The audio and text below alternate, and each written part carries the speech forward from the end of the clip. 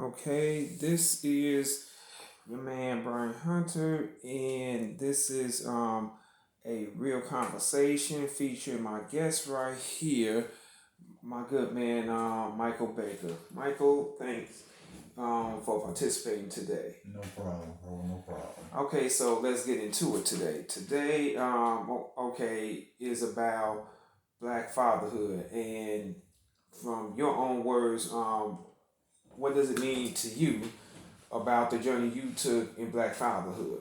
Wow. Black fatherhood for me. That's what it took for me. It took a lot because, of course, me and my daughter's mom we divorced when my baby was like 2 years old. So visitation was a was hard. So I had to put myself on child support to actually see my daughter. Because Mm, she actually moved out of the city, like 3 hours away. And so I had to go to the courts and petition the courts to put myself on child support to force the visitation to see my daughter. And so that went on for a couple of years. And then I was able to get joint custody after that. And and then it was still kind of friction back and forth to get to the visits, because I didn't have transpo, and so it was a back and forth thing from where she moved and where I was moving, and then I, end up going back home where I'm from, Chicago, and so I'm on Greyhound buses coming back to make the visit, the 2 3 hour visit. So I'm on Greyhound bus coming back to Michigan to make that visit because I wanted to see my baby. You know right, what I right. mean? And so that went on for years, and then as she got older, so that's what 3 4 years later, then it was friction about where I was, who I was with. When I came and let her come stay with me, on the visits, Right. and it was friction there, and it just was just a lot of friction all the way up until really actually a few years ago, and it was a struggle, but I stood whatever it took. I made sure that I was there for the birthdays, for the Christmas, for the whatever happened at school. Mm-hmm. Participate in all her events, continuously encouraging her to do what she had to do, and she still today is a straight A student. So I just stayed active in her life, and here we are, 14 years later. Her birthday next month. I mean next week actually. Next week, and we got some big plans for next week. She's gonna be pleasantly surprised. Uh, Okay, okay, that sounds awesome. So, is there anything you would like to say to other men that went through similar struggles like yourself, and like a guide, like to stay on course, not to get discouraged or something? it was a lot of times like I just stated, dealing with different court systems, and the courts are negated to the woman. You know what I mean, to the the parent. No matter if you got, because I had court appointed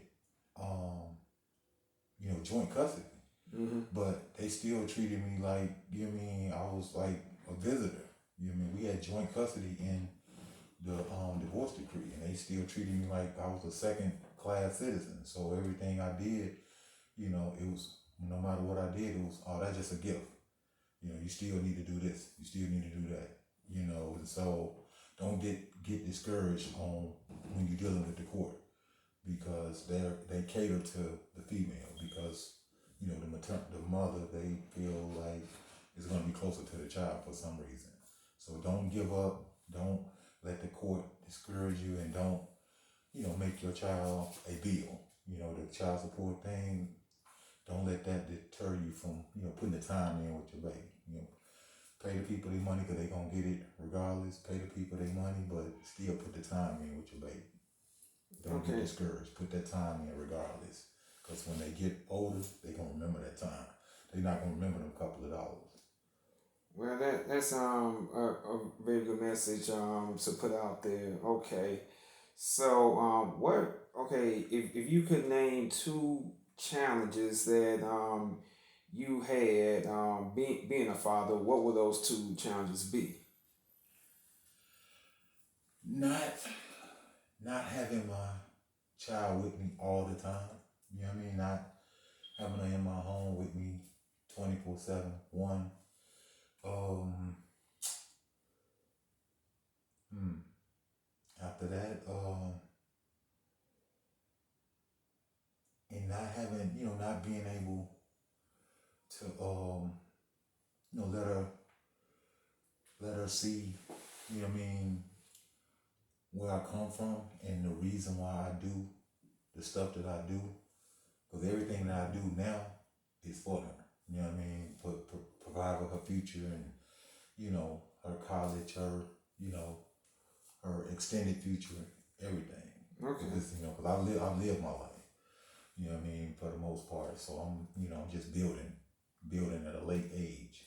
I wish I could have started building earlier. You know what I mean? Pretty okay. much, I too.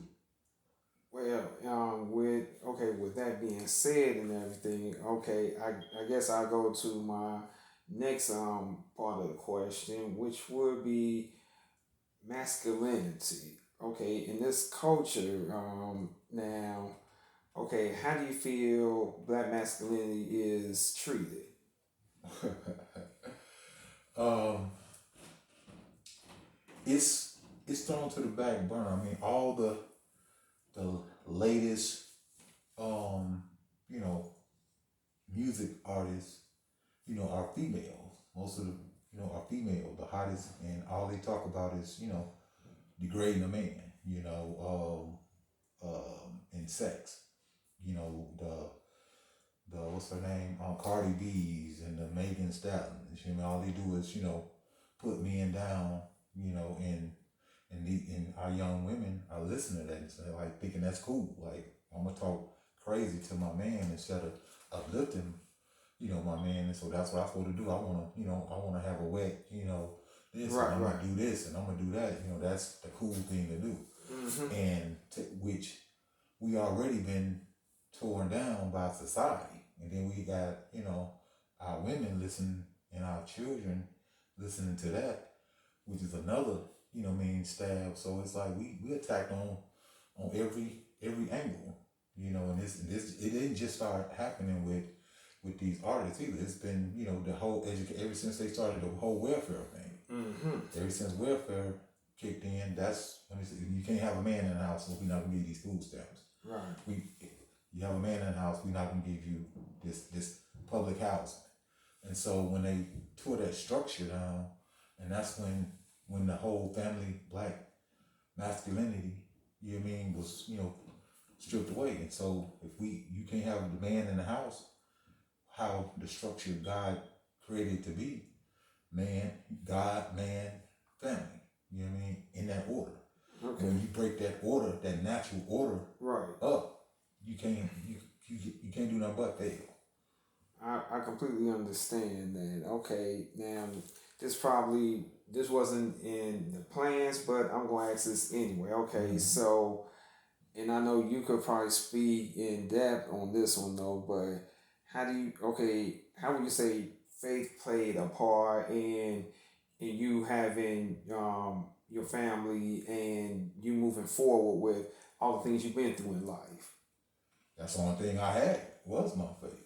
Because if it wasn't, I just gave up and do like so many others. Like, well, she won't let me see my baby. Well, forget it then. I ain't gonna pay child support. I'm just gonna go on and I could have easily did, what so many others do. Well, she won't let me see my baby, so I'm just gonna, forget her. No, you know what I mean?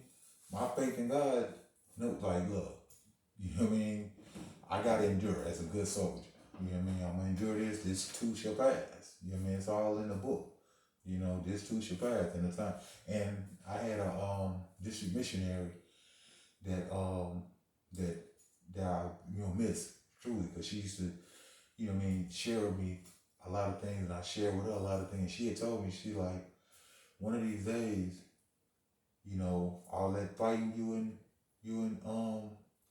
The ex doing? the ex, yeah, I'm gonna call their names, but the ex doing, y'all that's gonna be over with. Y'all gonna be best friends pretty much, and helping each other, and Y'all gonna be in a and better place. in a better way. I'm looking at her like, I don't think so. I don't think so. But you But listened. I listened because she never told me anything that didn't come to pass. Right. All the years I've known her. You know what I Okay. mean? And here today, in 2021, it has come to pass. And she's been, like really, we've been really co-parenting, like the best, since Y'all my made daughter the been best born. out of a situation. Exactly. Okay, so like as I always believe, faith plays a role in people who believe. Oh, absolutely. So with okay, Because without faith, the Bible says, without faith, it's impossible to please God. mm, So if you calling yourself a Christian and you don't have faith, you playing. Because you got to have faith. That's what your belief is built on, faith. okay, so okay, now this question was asked to me of like maybe a few days ago, Mm-hmm. and maybe you could speak on this though. Okay, now a few weeks ago it was Easter. Mm-hmm. Okay, now someone had said that it's not Easter, it is Passover. And Easter, okay, how people celebrate Easter is celebrated in the wrong way if you're a Christian.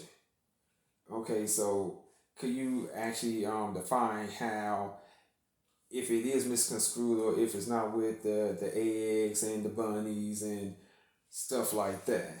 Well, I'm going to say this on that. The eggs and the bunny, all that is man-made stuff to make money. You know what I mean?